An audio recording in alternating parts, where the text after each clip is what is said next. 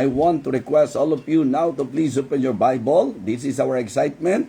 Ito po ang main thing sa Believer's Breakfast. Ang pagsasalu-saluhan po natin, ang almusal po natin ay ang masarap na salita ng Panginoon. Amen?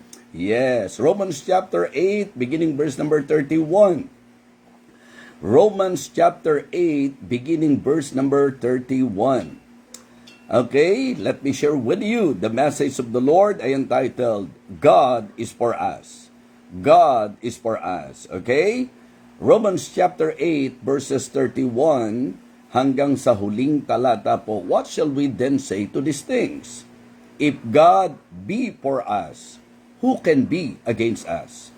He that spared not his own son, but delivered him up for us all, how shall he not with him also freely give us all things? Who shall lay anything to the charge of God's elect? It is God that justifieth. Who is he that condemneth? It is Christ that hath died, yea rather that is risen again, who is even at the right hand of God, who also maketh intercession for us. Who shall separate us from the love of Christ? Shall tribulation, or distress, or persecution, or famine, or nakedness, or peril, or sword? As it is written, for thy sake we are killed all the day long, we are accounted as sheep for the slaughter.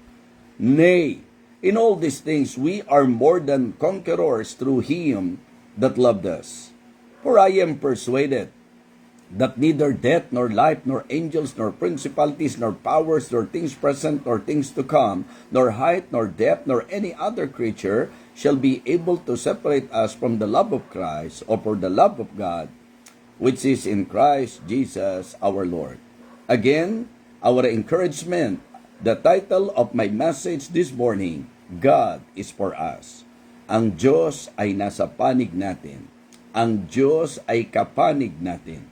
Ang Diyos ay kakampi natin. Yan po ang ating pong mensahe ngayong umagang ito. Let us pray. Aming dakilang Diyos, aming kabanal-banalang Diyos, ngayon pong umagang ito, muli po kaming nagpapasalamat sa opportunity na kami po ay makapagsasalo-salo sa iyong banal na salita.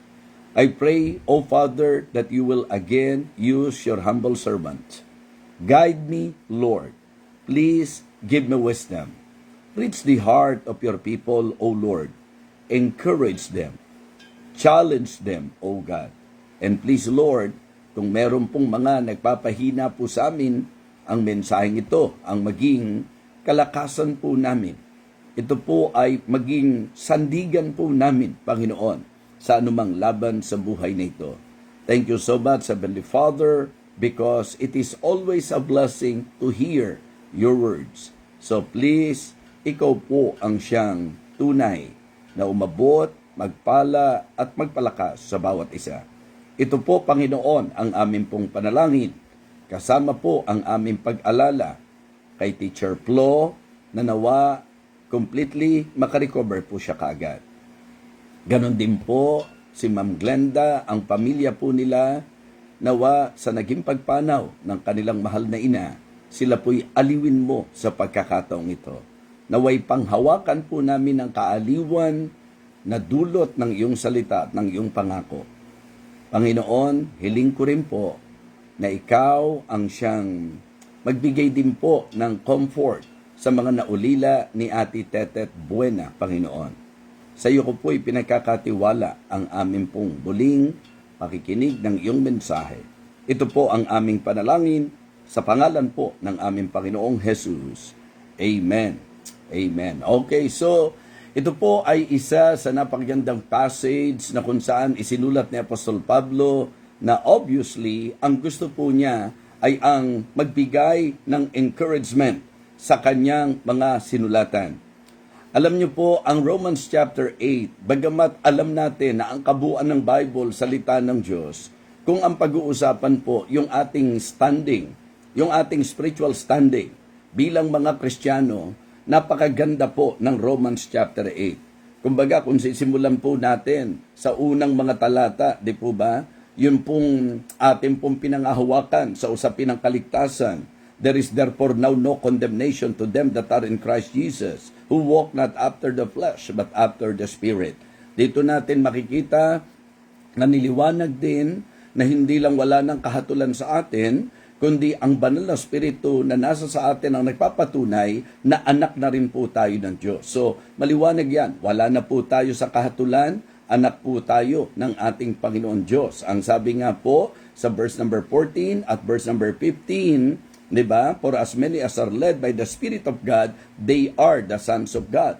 For ye receive not the spirit of bondage again to fear, but ye have received the spirit of adoption, whereby we cry, Abba, Father. So, yun po mga kapatid, bukod sa wala ka ng kahatulan, wala ka na sa paghatol, ito po'y kung talagang mananampalataya ka, kung talagang Kristiyano ka. And then niliwanag po mga kapatid, na ang Diyos daw po, ang banal na Espiritu na nananahan sa atin, ang paggabay nito ang nagpapatunay na tayo nga ay anak ng Diyos. At sa ating pong buhay, pakikipag-ugnay sa Diyos, ang Espiritong ito ang siyang tumutulong sa atin, maging sa usapin nga po ng ating panalangin. Niliwanag po mga kapatid, na ang banal na Espiritu ang nagtuturo sa atin ng mga panalangin at daing na dapat natin pong ilapit sa Diyos. At ang maganda pa nito sa verse number 28, sa mga nasa kalooban ng Diyos, sa mga talagang hindi lumilihi sa kung ano ang kalooban at direksyon ng Diyos sa kanyang buhay, sa mga nagmamahal sa Diyos, nandoon din po ang talagang napakagandang sinabi at pahayag ni Apostol Pablo na talagang sa Kristiyanong konteksto at sa Kristiyanong usapan, wala pong coincidence. Verse number 28, and we know that all things work together for good to them that love God, to them who are the called according to His purpose. So masasabi po natin na sa usapang buhay Kristiyano, napakayaman po mga kapatid at napakatibay po ng Romans chapter 8. Dahil hindi lang po salvation ang binigyang pansin po dito. Diba? Sa verse number 1, salvation. There is therefore now no condemnation to them that are in Christ Jesus, who walk not after the flesh but after the Spirit. And then sa verses 14 and 15, sonship mga kapatid. Di po ba? Yung pong kalagayan na tayo po ay naging anak ng Panginoon. And then yung security na meron po tayo na matatalakay po natin, mga kapatid, dito po sa ating pong mensahe na pinamagatan nating God is for us. Ang Diyos ay para sa atin. Ang Diyos ay kakampi natin. So dito po, mga kapatid, ilang mga bagay po ang gusto kong makita ninyo na ating pong kalagayan. Siguro po sa pagla-line up po natin para wag ko pong makalimutan ang mga pumapasok sa akin pong isip patungkol po dito sa talakayng ito, ang kalagayan natin bilang mga mananampalataya. We are chosen. Tayo po ay pinili ng Panginoon. Sa katotohanan po, hindi lamang sa usapang serbisyo, sa usapan pong kaligtasan, sa totoo lang po, ang mga tunay na ligtas, tayo po'y pinili ng Diyos. At ang idea po ng pagpili ng Diyos ay laging hindi po natin inihihiwalay sa Kanya pong foreknowledge. Him being all-knowing, kilala po niya tayo, alam po niya ang mananampalataya at magtitiwala po sa Kanya. Kasi po ang Panginoon sa usapin ng pagpili, lagi nating binibigyang pansin na meron pong human responsibility and accountability. Hindi man po matanggap ng marami. Gusto ko pong sabihin sa inyo na ang Diyos na kung saan being the sovereign God, siya po ang lumikha sa tao at siya rin po ang nagdisenyo ng tao na kanyang nilikha. Sa panimula pa lang, magandang maintindihan na po natin na ang nilikha ng Panginoon ay hindi po robot. Ang nilikha po ng Panginoon ay tao. At pag inaral po natin sa Biblia, ang tao na nilikha ng Diyos, mula pa sa pasimula, Kanya pong binigyan ng tinatawag na accountability. When God created Adam, very clear na meron pong human accountability. Ang lahat po pwedeng kainin, pero ang bunga ng pagkaalam ng mabuti at masama, huwag kakainin. So, ang Diyos na lumikha sa tao, na nagdisenyo sa tao, ang nagsabi sa tao na merong dapat kainin at merong hindi dapat kainin.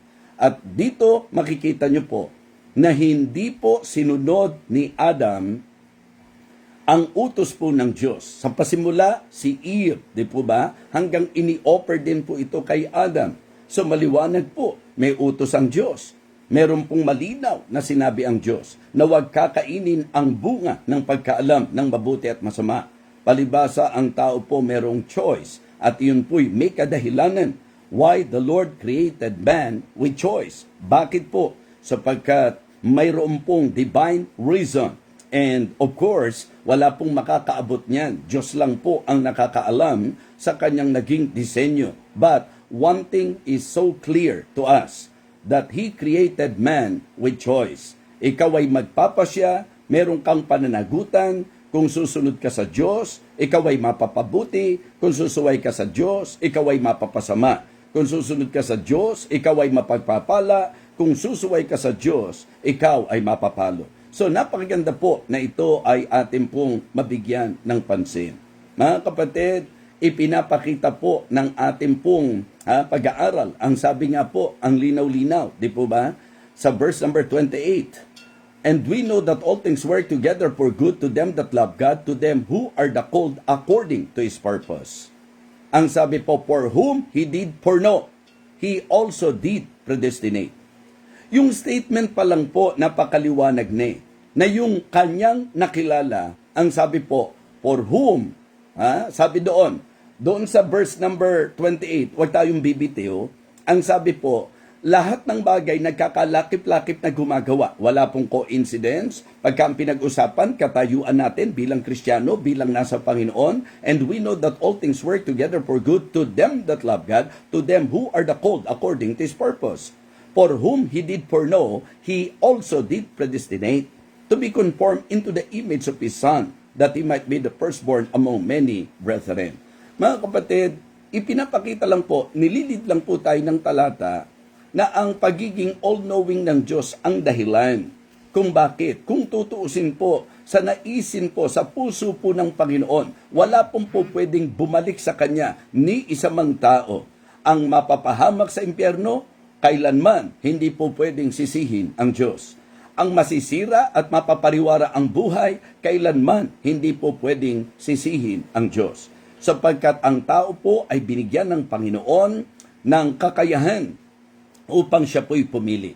Pero mula po nung lumabag ang tao, mula po nung sumuway ang tao, makikita niyo po na nagsuffer ang tao ng konsekwensya ng kanya pong naging pagsuway.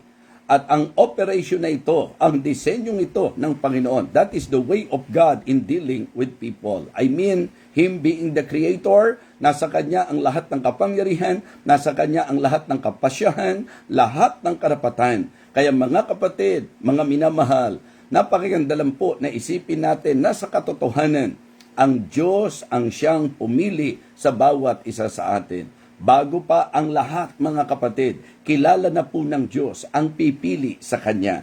Kilala po ng Diyos ang tatanggap sa Kanya. Kilala po ng Diyos ang mananampalataya sa Kanya. Ang punto lang po ng iba dyan, kung alam na pala ng Panginoon na hindi mananampalataya, bakit pinabayaan pa niya? Mga kapatid, kailanman hindi po pwedeng gamitin ang salitang pinabayaan ng Diyos. Kundi maliwanag lang po na ang Diyos sa kanyang kapasyahan, He created man with choice. Kaya mga kapatid, kung ang disenyo ng Diyos may human accountability, ang Diyos din po ang siyang dapat at may karapatan kung ano po ang nais niya doon po sa mga tao na hindi siya pinili. E di sana lahat na lang ng tao, di ba? E nilikha ng Diyos na siya ang pipiliin. Yan po ay wala na sa aking pong lugar para questionin ko po yan. Sapagkat kailanman hindi mo po pwedeng questionin ang nasa kapangyarihan na siyang lumikha ng sangkatauhan.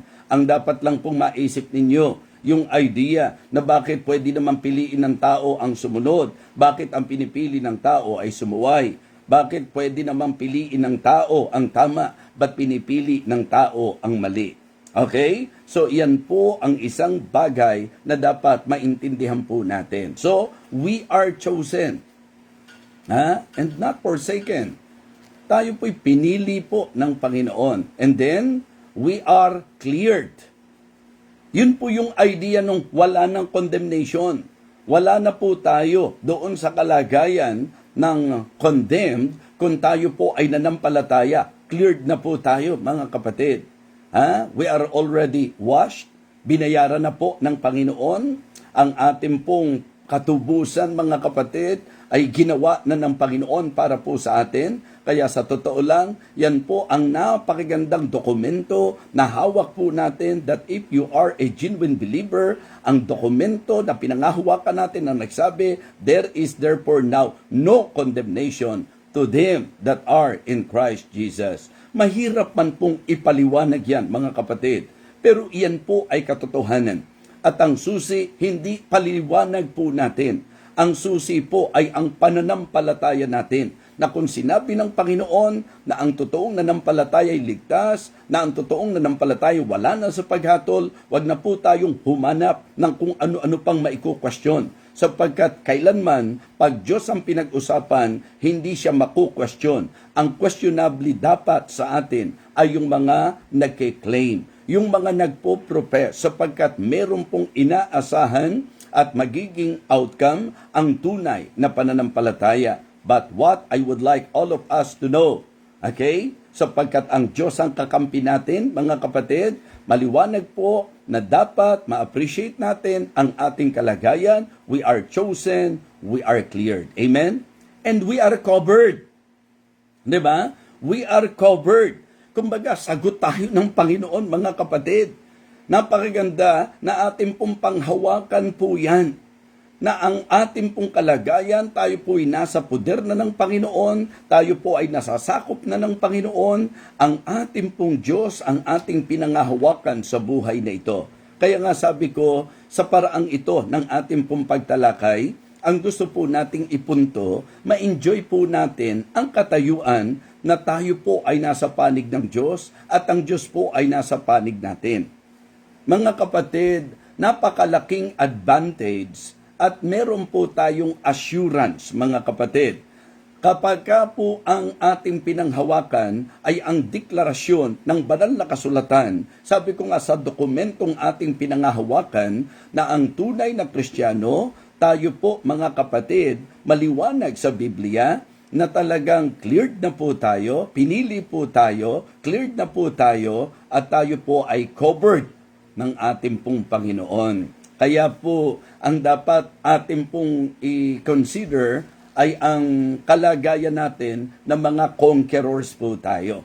So nililiwanag ko po, no? We are chosen, we are cleared, we are covered, and according dito po sa ating pong teksto, we are more than conquerors through Him that loved us.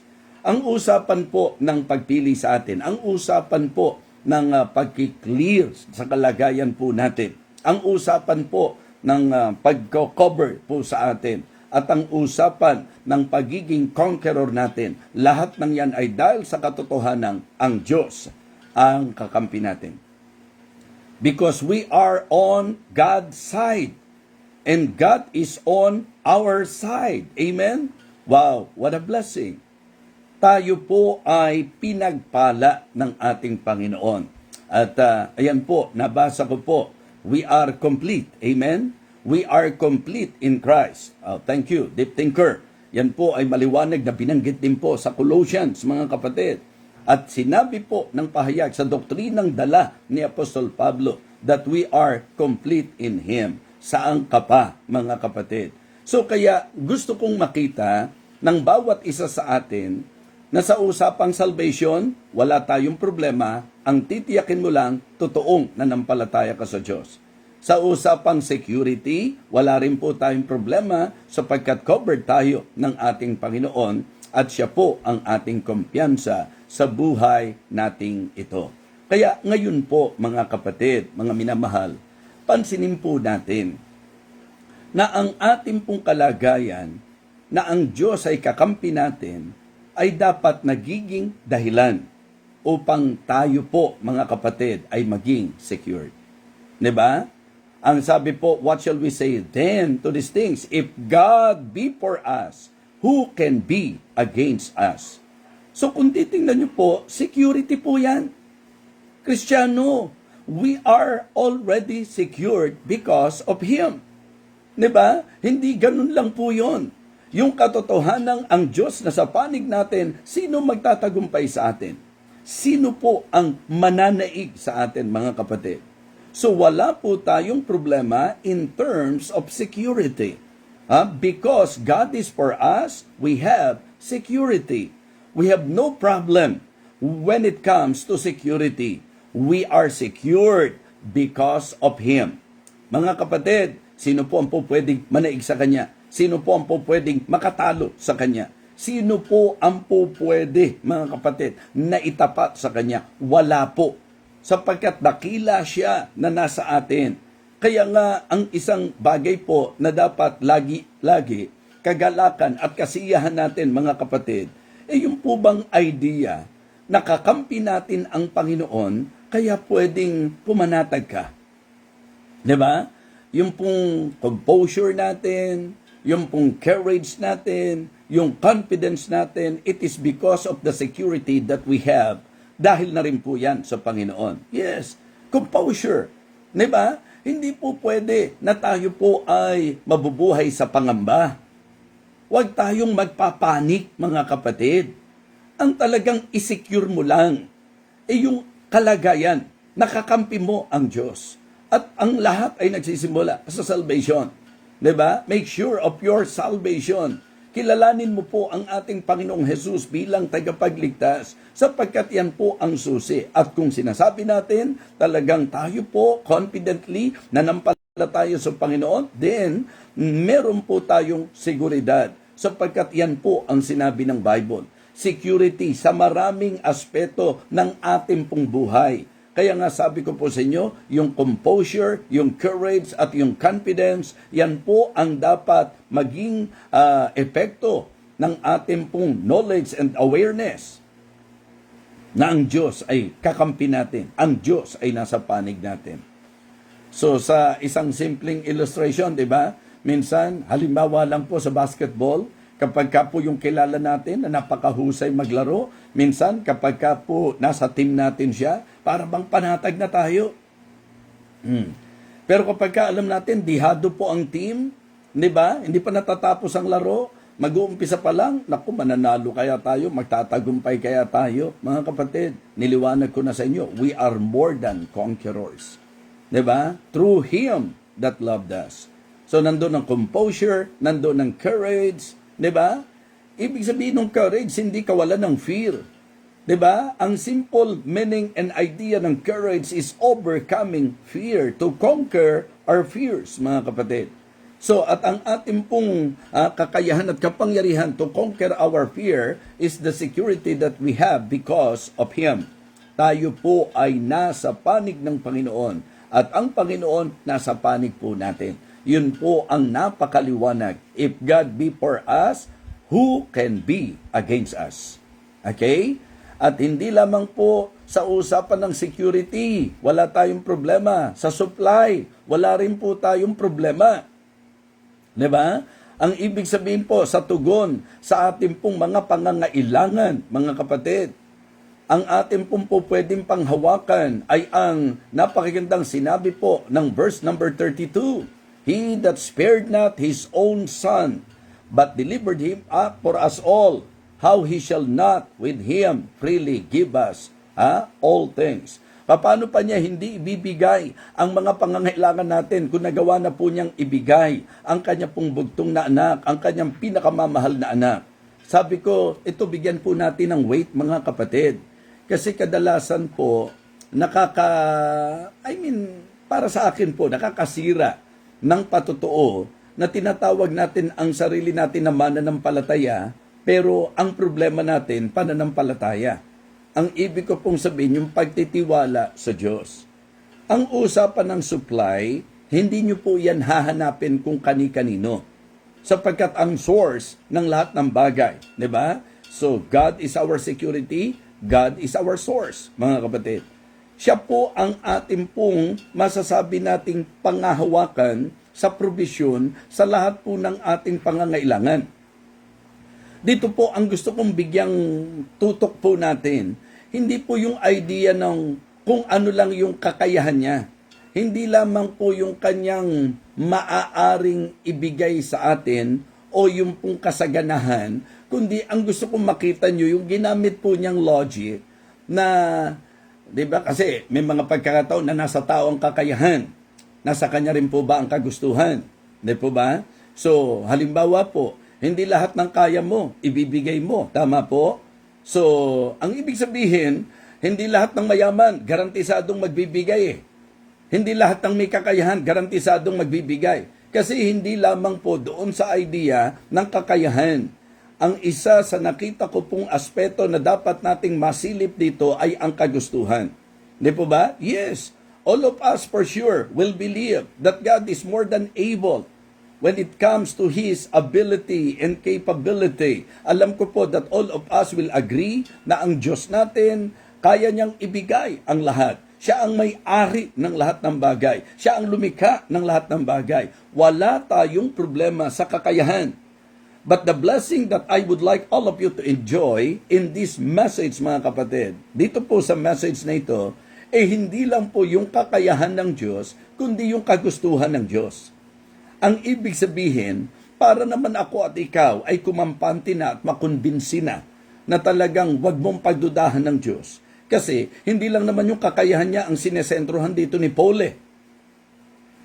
kundi yung idea na ang sabi niya, siya na hindi ipinagkait sa atin. Ang ibig sabihin po, hindi niya po ipinagkait ang kanyang kaisa-isang anak, ang kanyang pinakamamahal na anak. Ano pa ang hindi po igugustuhin ng Diyos na ibigay sa atin? Mga kapatid, ang Diyos po ang siyang may kagustuhan na tugunan tayo sa lahat ng ating pangangailangan. Amen? Yes, that is the heart of God. That is the desire of God. That is the commitment of God to provide all our needs, mga kapatid. Why? Sapagkat tayo po ay nasa poder ng Panginoon.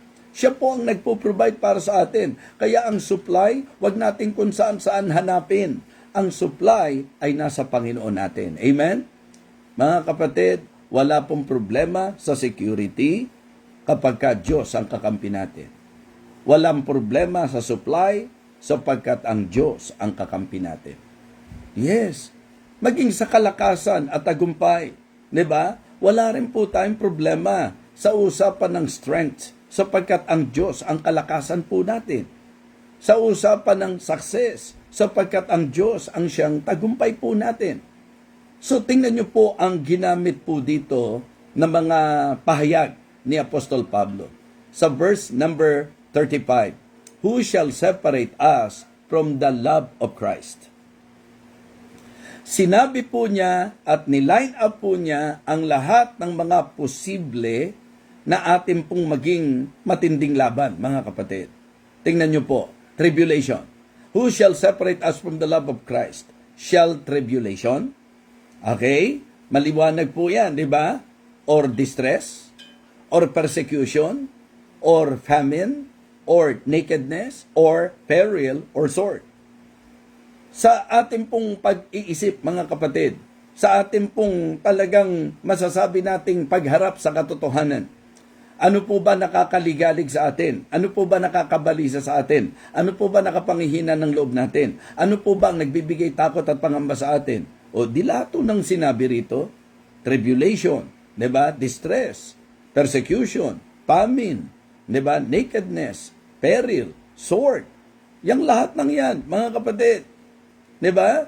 Pagka po tayo ay merong mga kahirapan, pagtitiis, kapigatian, nagpapahina ng loob 'yan.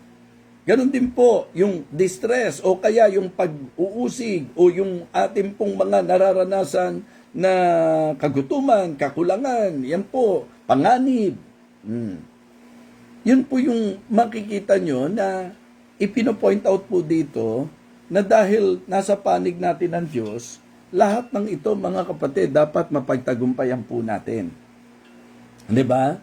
Sabi nga ni Pablo, as it is written, diba? For thy sake we are killed all the day long. We are accounted as sheep for the slaughter. Pero ang sabi ng verse 37, nay, in all these things we are more than conquerors through Him that loved us. Mga kapatid, lahat ng ito sakop.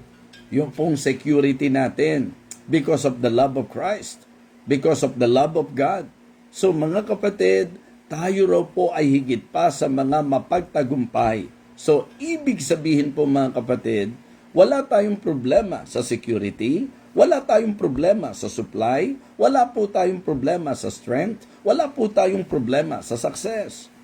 So tiyak po yan mga kapatid.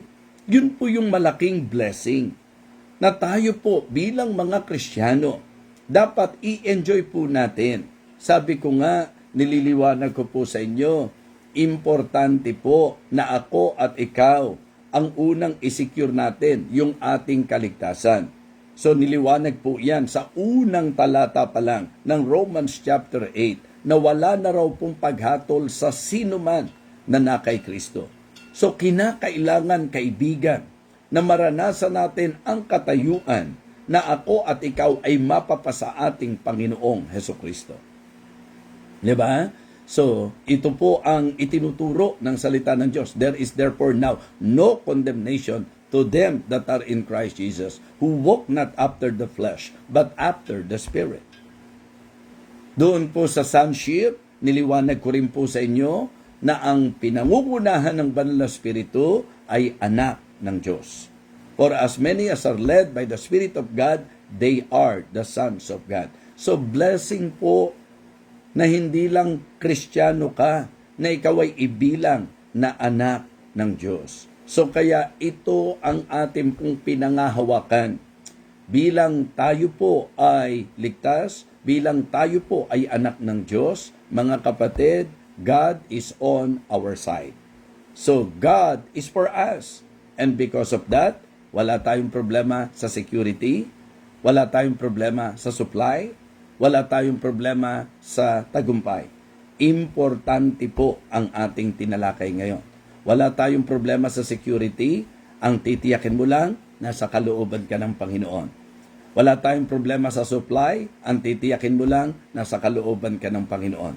Wala tayong problema sa tagumpay, ang titiyakin mo lang, nasa kalooban ka ng Panginoon. It is always important for all of us to make sure that we are obeying God in our lives, that we are submitting to His will, and we are on His side. Ang Diyos, nasa panig natin, dapat nasa panig din po tayo ng Diyos. Simpleng pag-aaral, pero napakahalaga, sapagkat walang dahilan para pagdudahan mo ang Diyos na hindi niya ibibigay ang presenteng pangangailangan mo ngayon.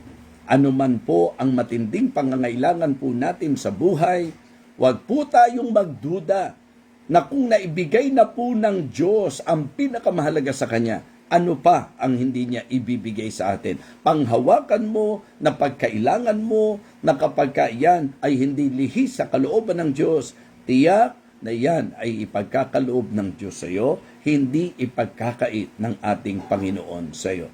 Mga kapatid, ang ating pong Diyos, ang Diyos na lagit-lagi nandiriyan po para po sa atin. Kaya ang tanong ko po, ikaw ba ay nasa panig ng Diyos? Ang pinag-aralan po natin, ang Diyos ay nasa panig natin. Ang tanong ko lang po, tayo po ba ay nasa panig ng Diyos? Okay? God is for us. So because God is for us, ang Diyos ang pwede natin panghawakan sa usapan ng ating pong seguridad, ng ating pong supply, at ng ating pong tagumpay. Nawa, naging blessing muli sa inyo ang ating pong naging pag-aaral ngayong umagang ito. Muli po, nais ko po na ang Diyos ang ating lagit-lagi panghawakan sa ating pong mga buhay. Manalangin po tayo. Dakilang Diyos, salamat po sa salita mo na aming tinalakay. Salamat po sapagkat makapangyarihan ang iyong salita, maging ang banal na Espiritu na kumikilos po sa bawat isa sa amin. Lord, we need this message. And thank you for reminding us this morning. Thank you for giving us this assurance from your word na talagang kami po ay secured kung ang pag-uusapan ang kalagayan namin sa piling mo. Kami po ay walang dapat ipangamba sa tugon sa lahat ng aming mga pangangailangan. At tiyak na kami po ay tinawag mo sa tagumpay sapagkat ikaw ang aming pong pinakakalasag, kalakasan sa buhay nito. Thank you sapagkat kami po ay higit pa sa mapagtagumpay sa pamamagitan mo na umibig sa amin. Kaya ang lahat po ng meron pong mga kakulangan ngayon, pangangailangan ngayon, nawa ang mensaheng ito ay nag-lead sa amin na panghawakan ka, pagtiwalaan ka. Lahat ng mga nanghihina, napalakas nawa ng mensaheng ito. At maging sa usapang aral at doktrina, amin pong panghawakan na kami po'y pinili mo, na kami po ay nilinis mo, na kami po ay kinovered mo, na kami po dakilang Diyos ay talagang ginawa mong conqueror at kumpleto sa iyo, dakilang Diyos. Thank you so much. Ito po ang aking panalangin sa pangalan po ng aming Panginoong Jesus. Amen. Amen. So, purihin po ang Panginoon. Thank you so much sa inyo pong naging pagsubaybay. So, ingat po kayong lagi at talagang patuloy lang pong ipanalangin nyo po ang inyo pong lingkod. So, bukas po ay biyahe na po namin patungo po sa conference. So, please do pray for that. At ang amin pong ruta ay nasa norte po, mga kapatid. So, yan po tuloy-tuloy na. Kaya ipanalangin nyo pong lagi ang kalakasan, karunungan at kapangyarihan ng Diyos sa buhay po ng inyong lingkod.